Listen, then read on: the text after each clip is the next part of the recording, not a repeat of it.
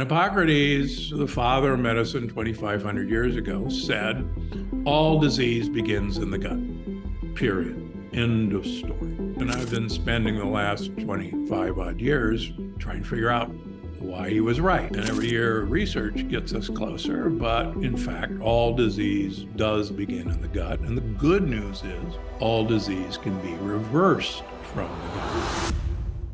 I listened to the Plant Paradox. I can still remember driving back from Washington, D.C. to Virginia Beach with the audio book online. Then I bought the book and I was searching for something because in my early 20s, I was diagnosed with colitis and I had one episode and then never had another issue again. In my late 30s, they said it was progressing to Crohn's after never having any other issues. And I learned a couple of commonalities: food, sunlight, all these things I've written down over the years. And so I'm excited to talk to you about your research because it got me interested. I read the Plant Paradox. I utilized, like most of your patients, probably a lot of what you said, not everything that you said.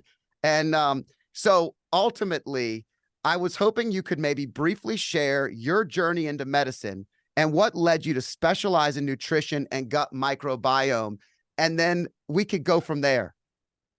Well, okay. I decided to become a doctor after reading a book in my elementary school called All About You when I was 10 years old. Seriously.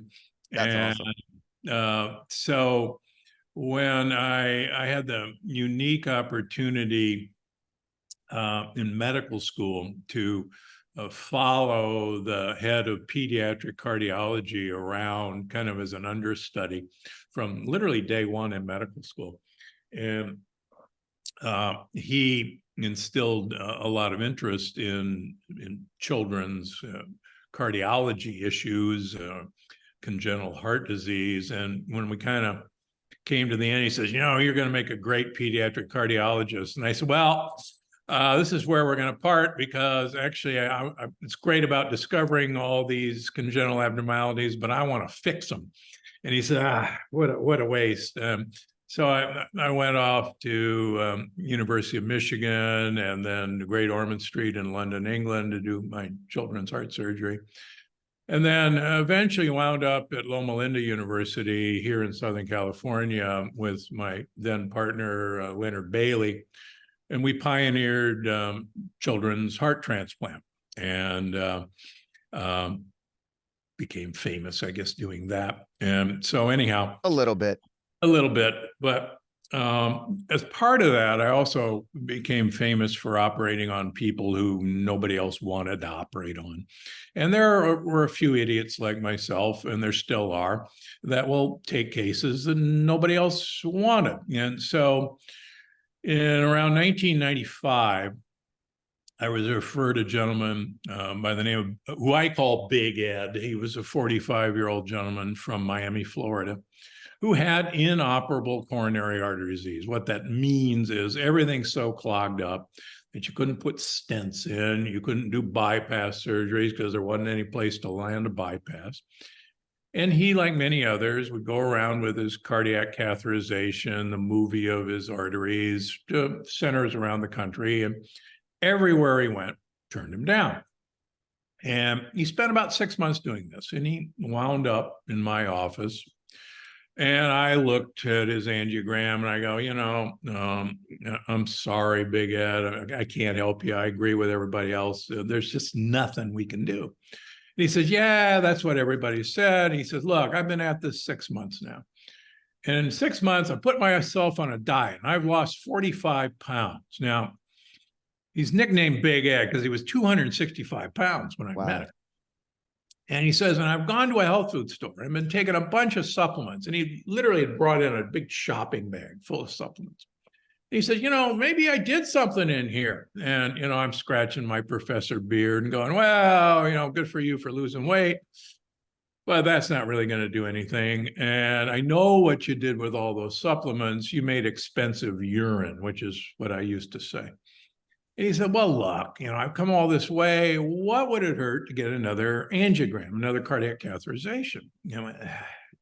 Don't get your hopes up, but we did. And so in 6 months' time, this guy had cleaned out 50% of the blockages in his coronary arteries. 50%. Wow. In 6 months. And I go, yeah, you're right. I went, wow, that's impossible. So I'm going, wait a minute, how'd you do that? And I said, hey, tell me about this diet. And I'll get to the chase. Back in the dark ages, I was an undergraduate at Yale where you could actually design your own major. It was kind of like a master's thesis. My major was you could take a grade A, change its food supply and change its environment, and you could prove you'd arrive at a human being. I defended my thesis, got an honors, and gave it to my parents and went off to become a famous heart surgeon. So Big Ed's telling me about this diet. And I'm going, wait a minute, that's my thesis from college. And I said, let me see those supplements. I was famous for inventing ways of protecting the heart from damage for heart transplant, sticking it in a bucket of ice water for 48 hours and make it work again. And we were putting all these compounds into the veins and arteries of the heart. And sure enough, they would protect the heart. And so I'm rummaging through his bag of goodies, and a lot of the compounds that I was putting down the veins and arteries of the heart to protect it, he was swallowing. And it, quite frankly, never occurred to me to swallow the dumb things. So I put myself on my thesis from college, and I started swallowing a bunch of the stuff that I was putting down the veins and artery. And what's fascinating is I was a big fat guy. And even though I was eating a healthy low-fat diet and running 30 miles a week, going to the gym 1 hour a day, honest, and I had high blood pressure, pre-diabetes, arthritis so bad I had to wear braces on my knees to run, migraine headaches. I don't recommend doing baby heart transplants with migraine headaches, but that's what I did. Wow. And so anyhow, I put myself on this program and I lost 50 pounds my first year and everything went away. So I started with people that I would operate on, putting them on my program and having them go to Costco or Trader Joe's, there was no Amazon back then, and buy some supplements. And lo and behold, they started changing. Their high blood pressure went away. Their diabetes went away. Their arthritis went away. And so after about a year of doing this at Loma Linda, I had a really bad idea one morning that I shouldn't operate on people and then teach them how to avoid me in the future. I should teach them how to eat first, and then they would never have to see me. Now, as a career choice for a famous heart surgeon, that's a really dumb idea, as my wife reminded me for many, many years. So at the top of my career, I resigned my position and went out to Palm Springs, which is just down the road from Loma Linda, and opened a clinic. And because I was a researcher, anybody kind of walked through the door and said, hey, I want to tell you to eat certain foods. I want to tell you to not eat certain foods. You go to Costco, Trader Joe's, buy some supplements. Every 3 months, we're going to look at blood work and see what happens. And people said, okay, let's do that. I guess the rest is history. And so when the plant paradox came out, a lot of the patients I saw had autoimmune diseases like Crohn's. And we were very successful in that. And I published papers that 94% of my patient population with an autoimmune disease like Crohn's, like Hashimoto's, like lupus, like rheumatoid arthritis, psoriasis, you choose the disease. 94% of them within a year are negative or in remission for that disease, off of all medications. Not bad. So in the process of doing this, I became fascinated about Hippocrates. And Hippocrates, the father of medicine 2,500 years ago, said, all disease begins in the gut, period. End of story. And the guy was right. And I've been spending the last 25 odd years trying to figure out why he was right. And every year I get closer, and every year research gets us closer. But in fact, all disease does begin in the gut. And the good news is all disease can be reversed from the gut. And that's what gut check is all about. And so that's how I got into this crazy thing. That's great. Yeah, you know, it's interesting to me because the central thesis of Plant Paradox talks about the lectins and how plants in general are hurting us if we're not paying attention to the right things that go in our brain, into our body, and the connection between the gut and the brain are also very, very important. And some of the things, just for the listeners out there, personally, I noticed that I do a really good job of mentally telling myself everything's fine, but the body inside out likes to scream at me and say, hey, you're not all right. Here's a problem. Here's another problem. This is another problem. And so most of my life, there was eczema, there was little inflammatory situations that once I could find out what worked best in my gut, the more I could adjust and make the necessary changes to fix it.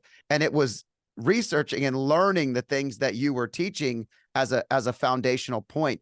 Talk to the listeners about maybe where you went from Plant Paradox to where you are now with Gut Check, because what I love about your science is that you're always willing to adapt and grow. You're always willing to change. And everything in your book and everything in your book says, you know, this is where I was, this is where I am now, and I hope to continue to get better. Yeah, I get a kick out of people who have not changed their view or their dietary advice in maybe 30 years. Now, believe it or not, the Plant Paradox was written just kind of as the Human Microbiome Project was coming to a conclusion. And so the Human Microbiome Project, nobody knew that there were 100 trillion bacteria in our gut. And nobody knew about an oral microbiome, a skin microbiome. And as I talk about in the book, interestingly enough, that we now know that there are 8 trillion trees in the world, and yet there are 92 trillion more bacteria in each of our guts than there are trees in the world. To give you, a mind-boggling idea of how many of these guys were there that we knew nothing about. And we knew nothing about how, except Hippocrates knew, we knew nothing about how these various species worked as literally a tropical rainforest, probably the most sophisticated, complex ecosystem that could possibly exist. And we didn't know that these beings thought, communicated with each other, could actually, they go on rave parties. There's a thing called quorum sensing, where a bunch of bacteria plan on doing something, and they have to wait until a certain number of other of their kind are gathered, and then they make their move.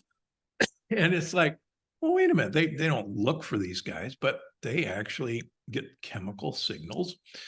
And the other part that we had no idea is that these various bacteria produce compounds that control our brain, control our mood, control our hunger, control, you name it, they control it. Now, a lot of people go, no, I'm the highest organism that ever existed. And no. These little one-cell organisms that have nothing on me. And the first chapter of the book says, well, really? And we talk about this one-celled organism called toxoplasmosis, which it's phenomenally interesting. Is this the one with the rats and the cats? Yeah, and the rat. Okay, that's all right.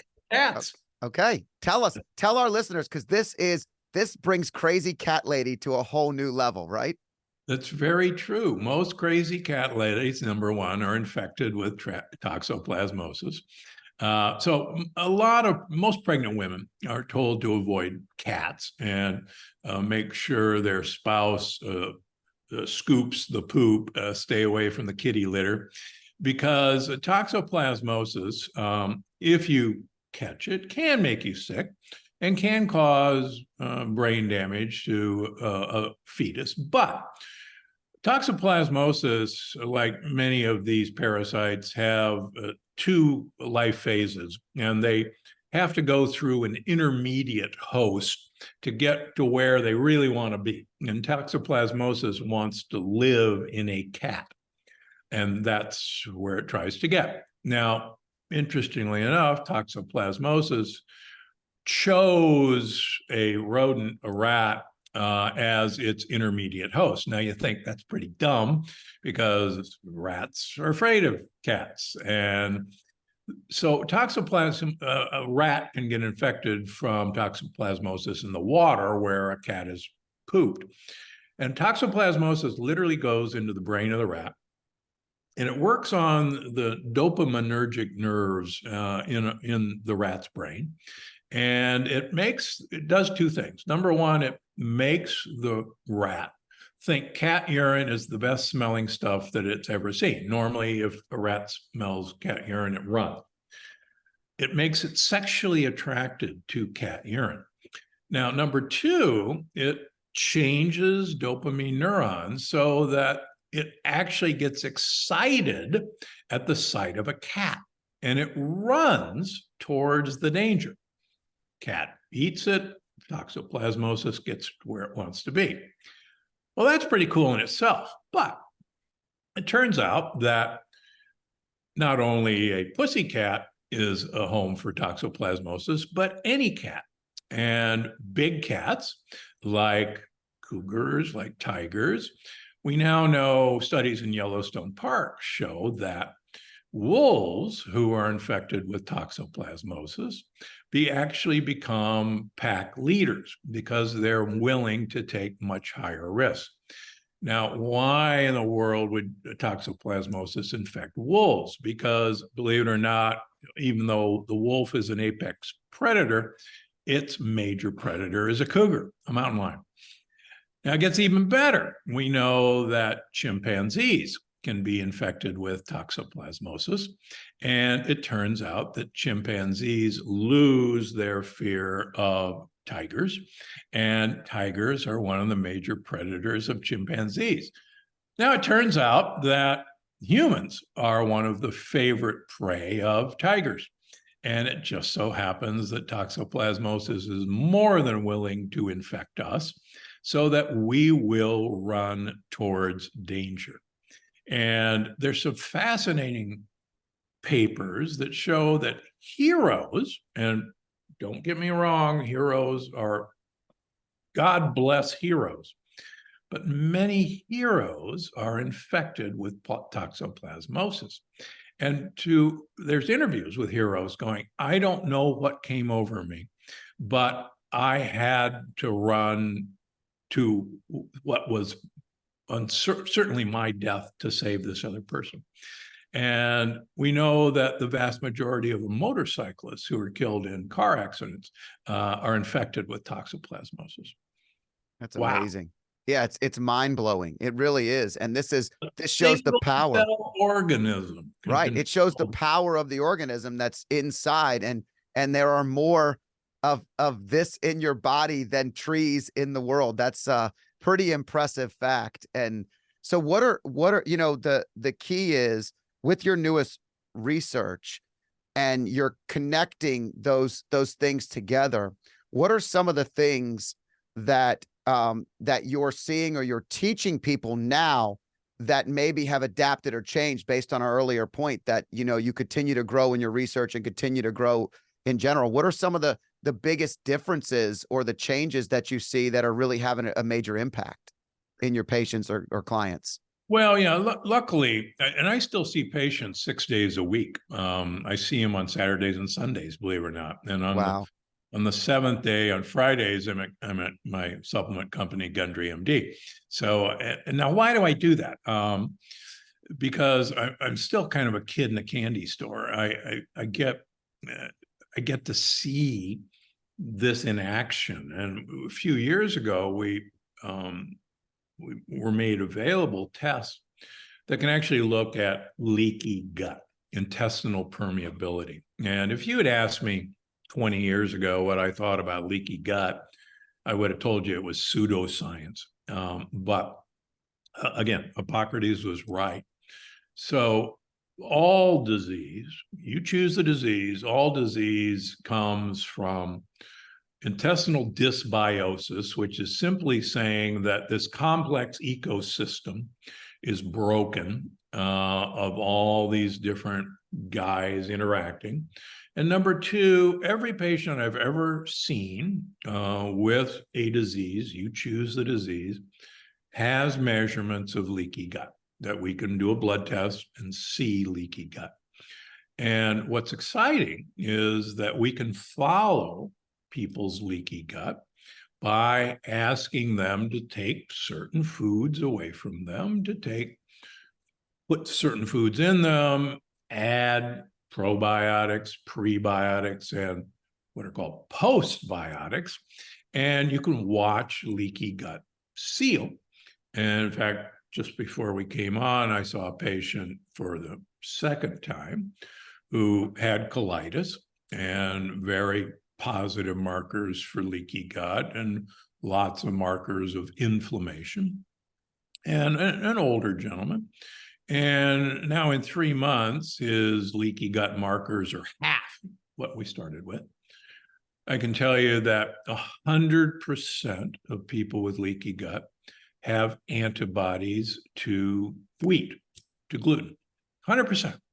Never seen anyone who doesn't.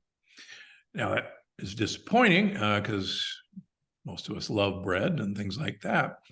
But the exciting thing is, when we take these foods away temporarily, but the exciting thing is, all these antibodies go away within 9 months to a year. In fact, this gentleman in 3 months, half his antibodies to wheat that we started with are now gone.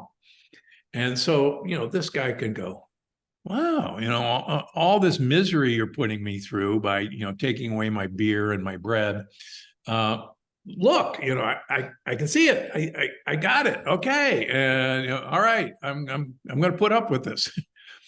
But that's, it's really exciting. And that, these are variables that are changeable and you can measure these things. It's not pseudoscience. So that's what's kind of fun. It's fun. I can attest to the fact that when I was 38 and they said it was progressing to Crohn's, what I went back and started to identify what were the things that might have made that happen. The biggest thing that happened to me is that I was going through a major career transition. I was extremely stressed from the inside out, felt like I was doing all the right things here. But what happens? The back starts severely getting inflamed. I was having sciatic pain down both legs, you name it, eczema all over. Like my whole body was just saying, hey, this is enough. You're crazy, right? So in order to avoid surgery on the back, which is of course what several of the doctors had said I needed because of severe spinal stenosis and severe inflammation and the herniated discs, I took heavy doses of ibuprofen, like the whatever it was, right? So now looking back, what happened is I killed all the good guys in my gut, and only the bad guys were in there throwing rave parties and doing what you're saying. And so then when I went in, the gastro doctor's like, oh my gosh, this is horrendous. Look at all this stuff that's happened in just the last 6 months. And so slowly starting to change that, pay attention to what we're doing to our bodies and then the reaction. I think so many people, and you talk about this a lot, you have to learn what works for you, right? And what I often go to a steak dinner. When I need a reset, I do a steak dinner. It's like my number one go-to. I don't eat it all the time, but it's amazing how that works. I've heard you explain this on other podcasts and other things. Can you just explain to our listeners why it sounds ludicrous? Because most people say, oh, that can't be super healthy, Scott. But why would that actually work? Because it's actually doing something in your system that's helping you. Correct? Yeah.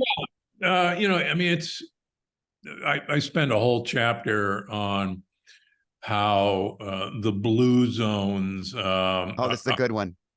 aren't blue zones at all. At least that we ought to call them white zones, because the vast majority of blue zones, and again, I'm the only nutritionist who spent most of my career living in a blue zone, Loma Linda, California. And I get a kick out of people telling me what blue zone people eat and don't live there. But you actually look at the data, and 4 out of the 5 blue zones, Sardinia, Icaria, Crete, the Nagoyan Peninsula in Costa Rica, and the Okinawans, these people actually mostly are sheep and goat herders, and they eat a lot of goat yogurt, goat cheese, sheep cheeses, a lot. And they actually don't eat a whole lot of beans and grains. The Okinawans don't eat any beans and grains. The Okinawans live on sweet potatoes. 85% of their diet is a purple sweet potato. And what nobody bothers to mention is that most of these long-lived people are smokers. And we've ignored, and people go, oh, well, yeah, they're really healthy, and the smoking doesn't bother them because they're really healthy. And nobody bothers to say, well, wait a minute, maybe the reason they live so long is because they're smokers. And so you actually look at Sardinia. And the reason Sardinia is interesting, that a bunch of people live up in the mountains and a bunch of people live down by the sea.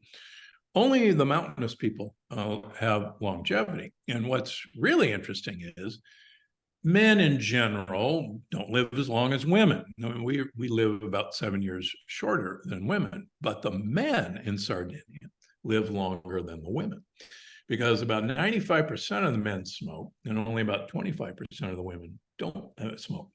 And so the longevity benefit to the men comes from their smoking.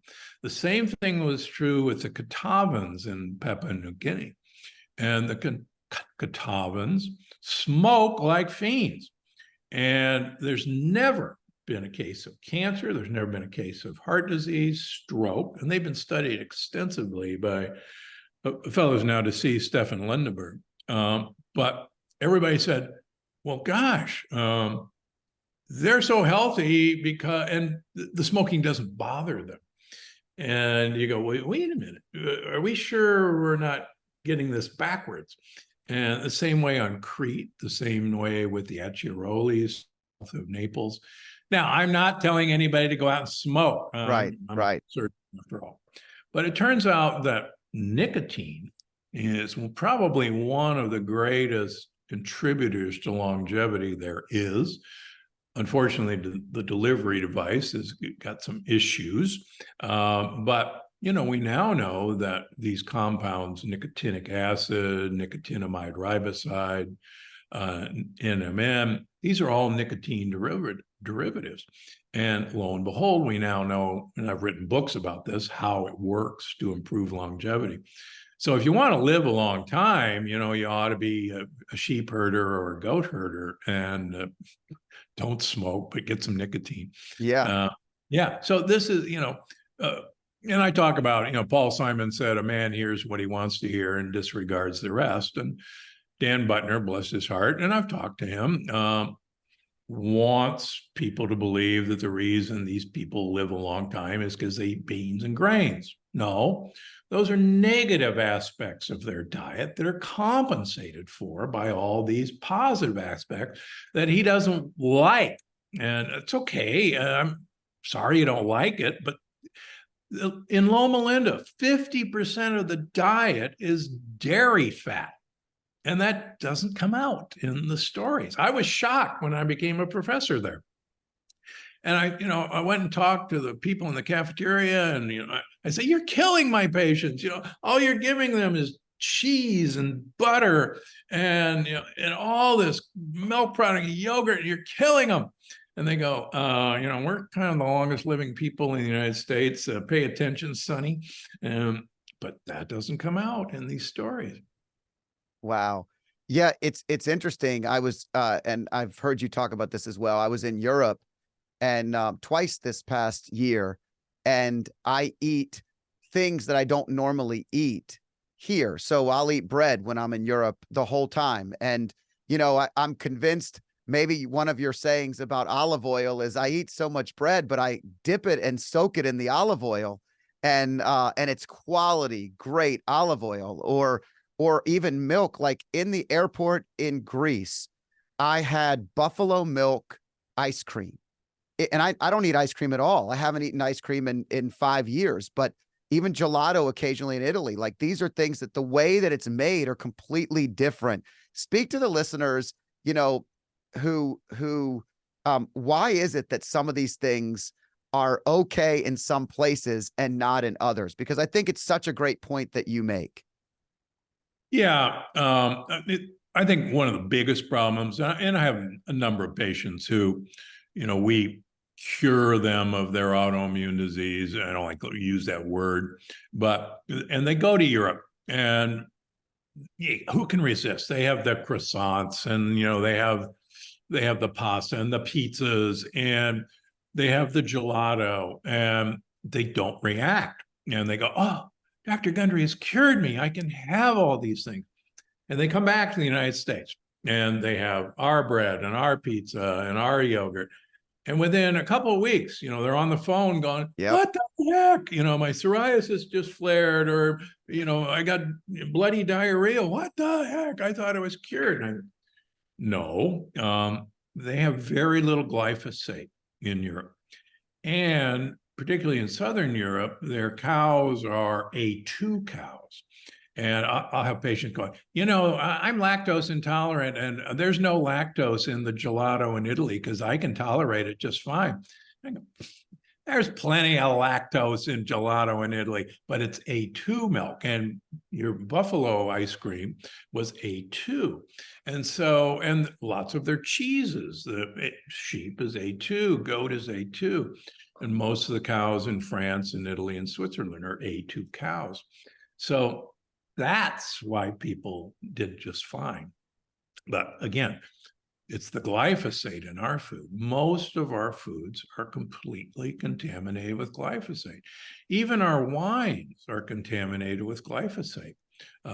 We just entertained some friends over in Italy who, the wife in particular says, oh, I can't have red wine because I get really bad headaches. And we said, you know, maybe you ought to give it a try over here. And I'd go, alcohol's very low in it.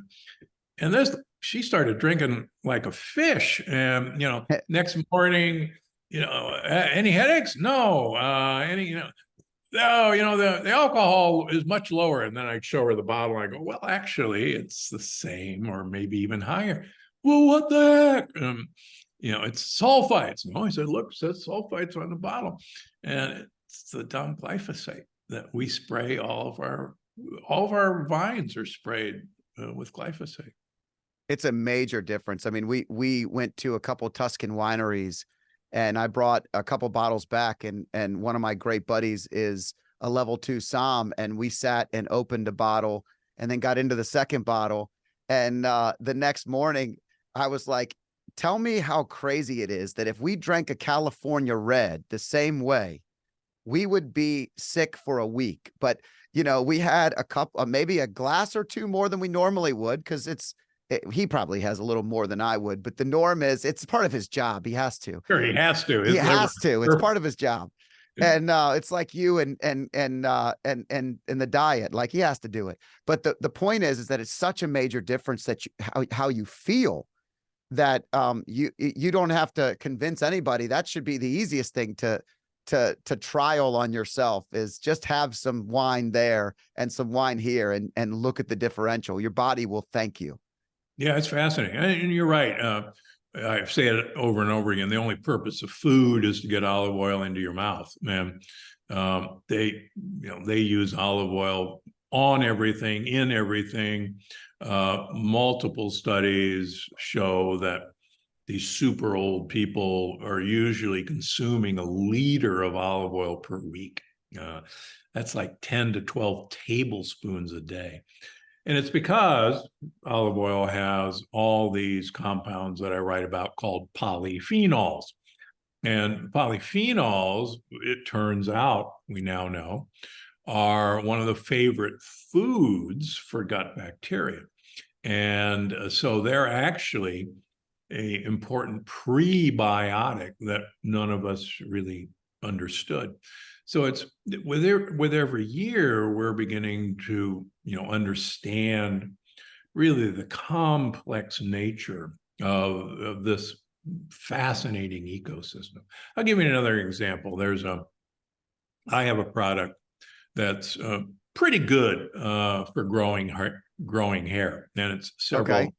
Well, I several could use that because I don't have any. So several bacteria species called L. reuteri or reuteri, whoever wants to pronounce it. And it turns out that there's some really cool animal studies that show that this particular bacteria stimulates skin and hair growth.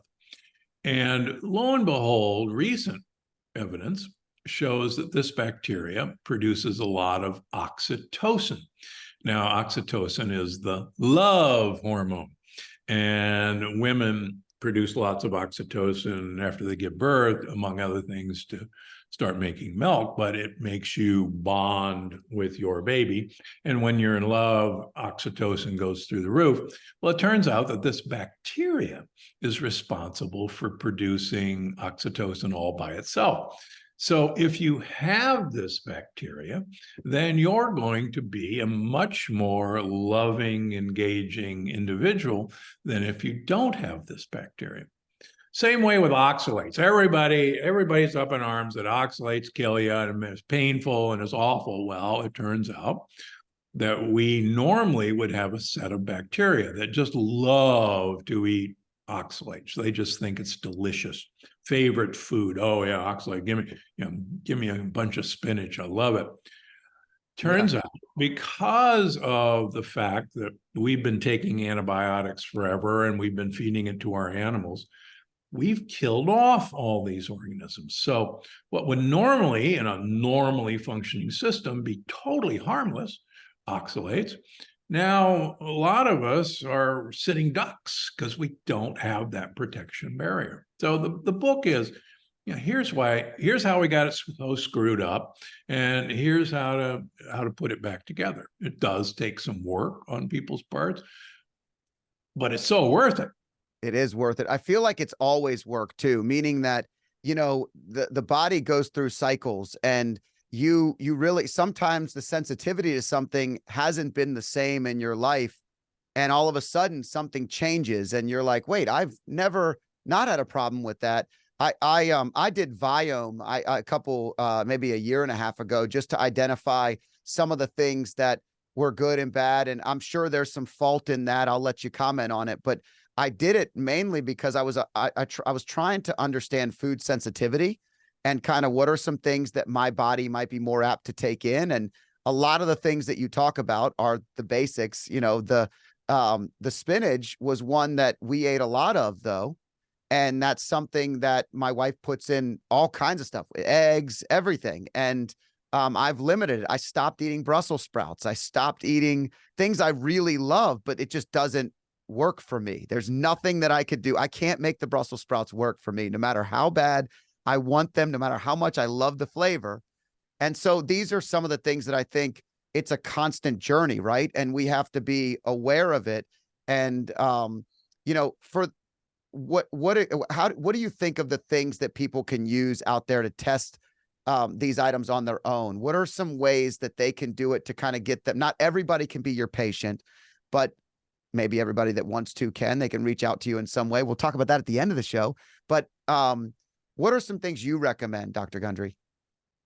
Well, so believe it or not, I've now set up a telehealth company called Gundry Health.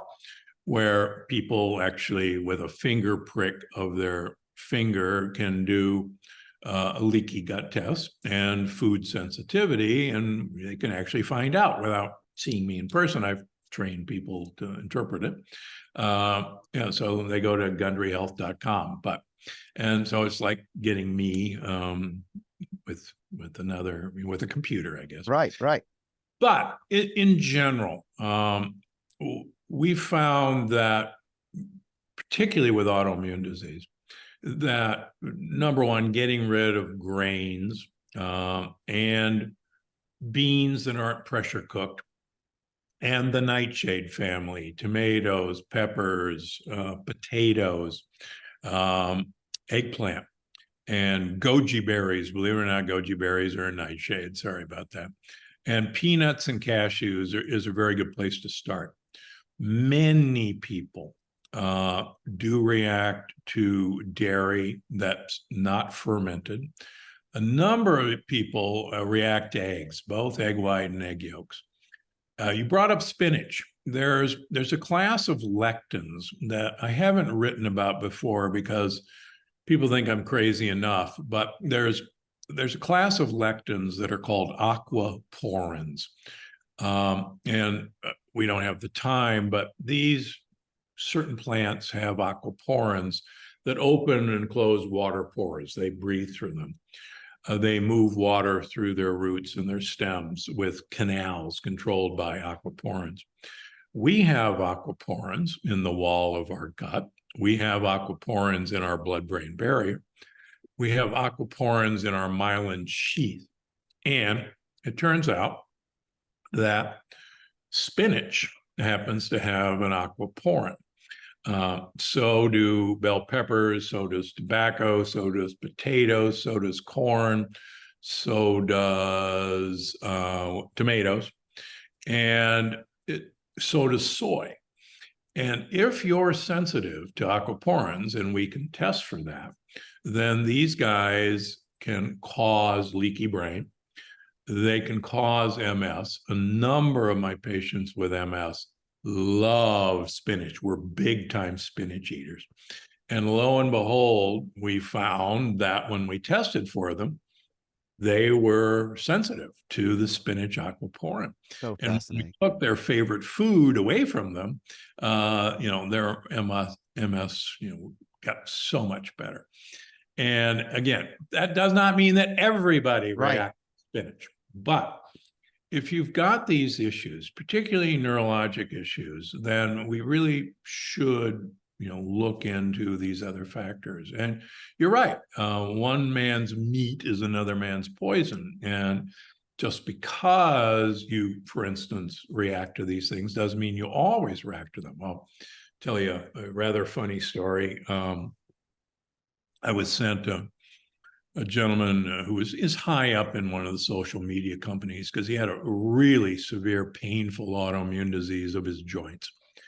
And he was on a couple of drugs and they were making him sicker and making him a diabetic. And so Tony Robbins and Peter Diamandis actually sent him to me. And so we did all this tests, and sure enough, he had big time leaky gut, and he reacted to dairy and he reacted to eggs, among other things. So he says, "Oh, you can't take eggs away from me. You can't." He said, "I have an omelet every day of my life. You can't."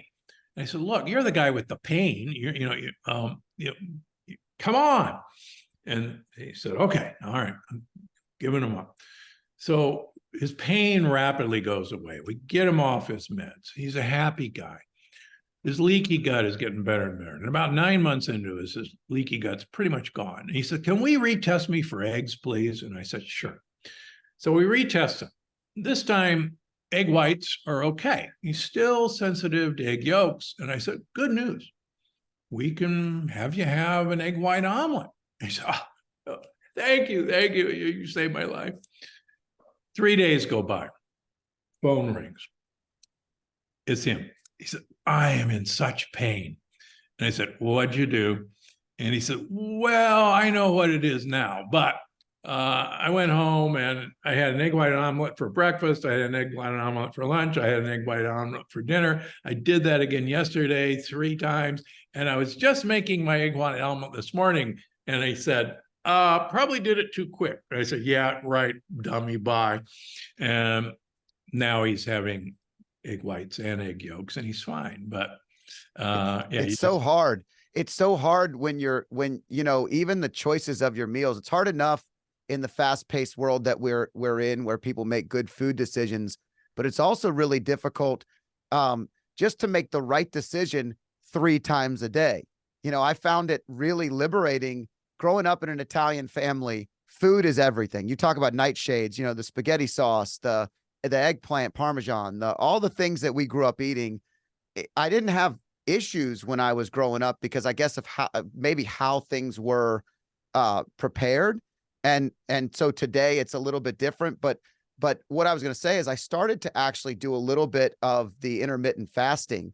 And I know that's the term it's used now. You've been talking about limited eating windows for a long time in your research. But it's amazing how just removing one of the decisions helped me make better decisions all day long. Yeah, and I spend a lot of time in Gut Check showing the benefits of time restricted eating, and there are multiple benefits. Among other things, it's crazy to think that your gut should be bombarded 16 hours a day with food, and yet the average American actually eats 16 hours a day in one way or another. And you got to give the gut a rest, and it has to repair. There has to be downtime for cleaning. And yes, sleep is really useful for that. But if you're eating right before you go to bed and then something slams into your stomach right after you get up, there's very limited time for their rest in your gut, and it's got to have downtime. It's got to have repair time. It's I started wearing the Whoop in 2019, and there were a couple. Oh yeah, he has one on, listeners. So one of the most, because again, I'm biohacking myself every day. I'm trying to learn about my body, what works, what doesn't, what can I do, what can I do, and really taking control of the challenges that I had with the autoimmune stuff earlier.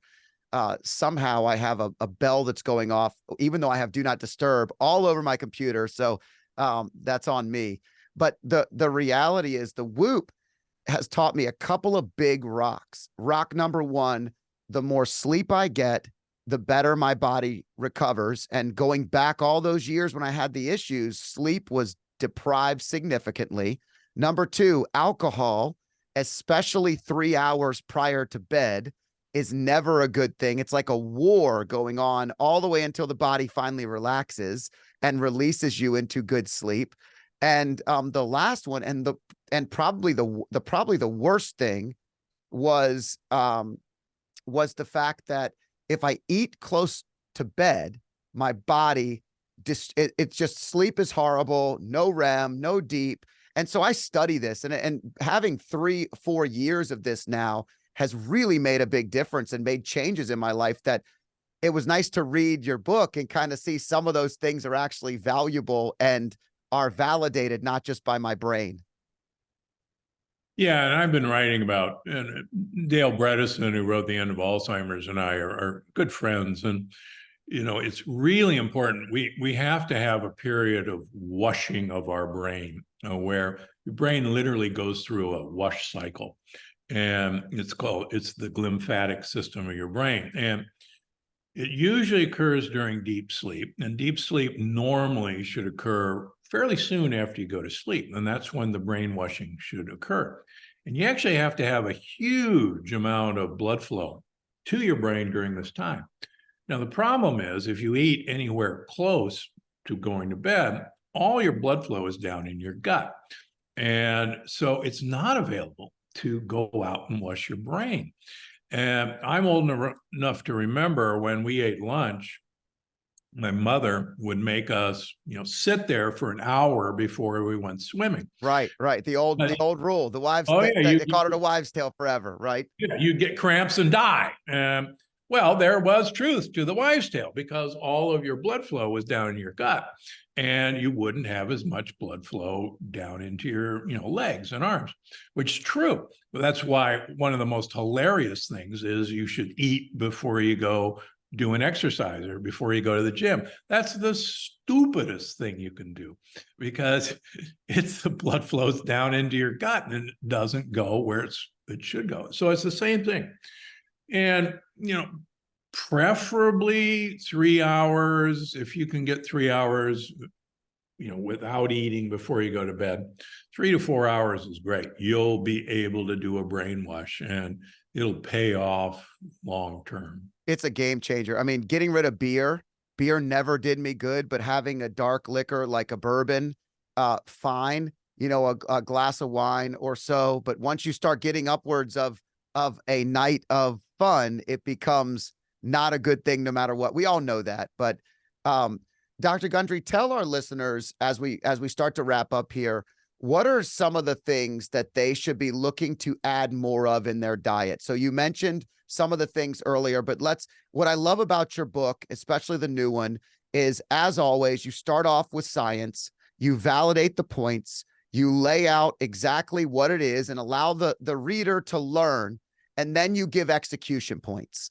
You give the ability for people to actually go out and have a list, know what to buy. What are some of the things? Obviously, we want everybody to buy your book and to learn from you and to listen on Audible. But what are some of the things that our listeners can do right now that will make exponential differences in their health? Well, one of the, I think, exciting findings that actually came out of Stanford from the Sonnenberg husband and wife team was we've all been taught, oh, you got to have fiber in your diet and you got to have lots of soluble fiber. And that's a wonderful thing. But they took two groups of people. One, they gave a bunch of soluble fiber to, primarily psyllium husk and inulin. And the other group, they gave the same amount of soluble fiber, but they also gave them fermented foods, primarily vinegars and yogurts and kefir. And lo and behold, the people who just got the fiber, they didn't increase their gut diversity, their gut microbiome diversity, which is not good. And they didn't change their inflammation markers, none. Only the group that got the fermented foods plus the fiber got more microbiome diversity and their inflammation went down. So one of the easiest things people can do is get yourself some sheep yogurt. It's actually easy to find. Goat yogurt is easy to find. Kefir is easy to find. A2 yogurts are getting easier to find. Or just buy a bunch of different vinegars. Buy some apple cider vinegar, buy some balsamic vinegar, buy some champagne vinegar.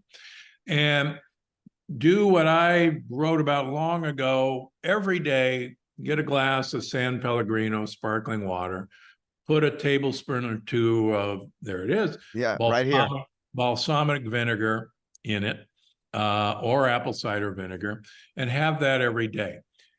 The book will tell you why you're doing that. It turns out that we can't make the right end products that we know are important, which are called short chain fatty acids, without precursors.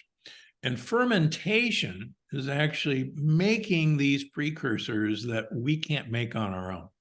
And it's one of the most interesting findings, I think, of the book, that we've got to have. And why do people go ferment everything? Well, of course, that was the only way to preserve things way back when.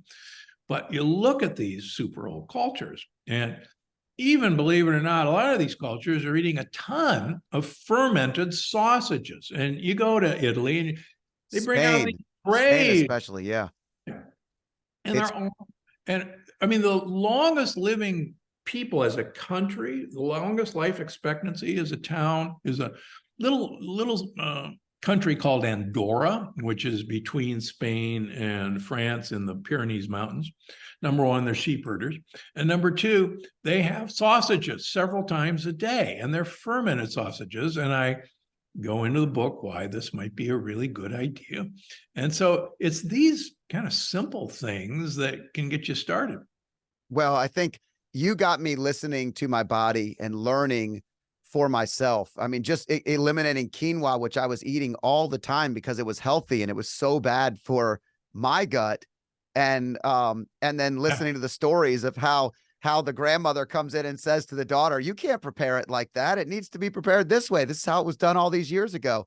You're Dr. Gundry, you're making a major difference in a lot of people's lives. You live the impact portion of what we talk about on the High Performance Life.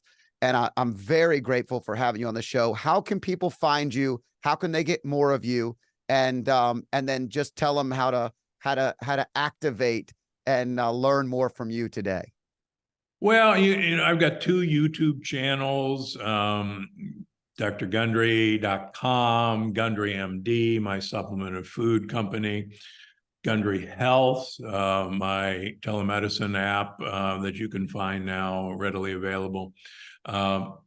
If I don't show up on your email, I'm doing something wrong every morning, I guess. But yeah, the YouTube is really the Dr. Gundry podcast is readily available wherever you get your podcasts. So, and I listened this morning, and I just as an extra crash course, you know, I wanted to make sure everything was fresh. And you talked about topics people don't often talk about. You talked about the quality of the chicken you're getting. You talked about the quality of your bowel movement and what it should look like and what it shouldn't look like. And these aren't dinner conversations, folks, but they will make your life better. So, Dr. Gundry, on the bell, I will end it. I am so grateful to have you on the show. Thank you so much for sharing your wisdom, for putting more out to the world, and continue to put it out there. I hope to talk to you again in the future. Thank you so much.